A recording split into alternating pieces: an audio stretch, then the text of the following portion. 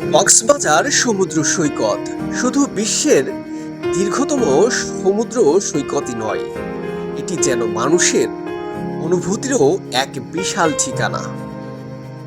পরন্ত বিকেলে যখন লাল সূর্য ধীরে ধীরে দিগন্তে হারিয়ে যায় আর ঢেউ একের পর এক আছড়ে পড়ে তীরে, তখন প্রকৃতির এই অপরূপ সৌন্দর্য ছুঁয়ে যায় হাজারো মানুষের মন।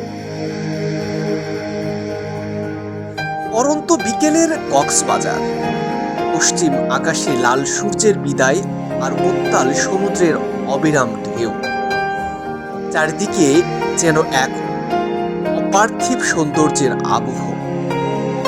এই দৃশ্যের সামনে দাঁড়ালে মনে জাগে এক অদ্ভুত অনুভূতি, শূন্যতা নাকি প্রশান্তি, তার উত্তর হয়তো খুঁজে পাওয়া যায় না, তবে অনুভব করা যায় প্রকৃতির অসীম মমতা।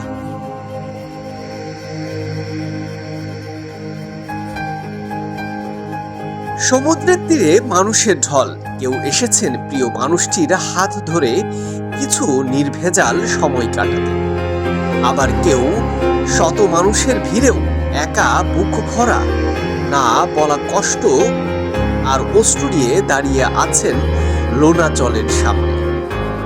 অনেকেই হয়তো নিজের অজান্তেই দুফোঁটা চোখের জল সমুদ্রের বুকে সঁপে দিয়ে ফিরে যান একটু হালকা মন নিয়ে। প্রকৃতি যেন মানুষের সবচেয়ে নীরব সঙ্গী, কোলাহলের মাঝেও সমুদ্র শেখায় স্থির থাকতে, শেখায় আবার নতুন করে স্বপ্ন দেখাতে।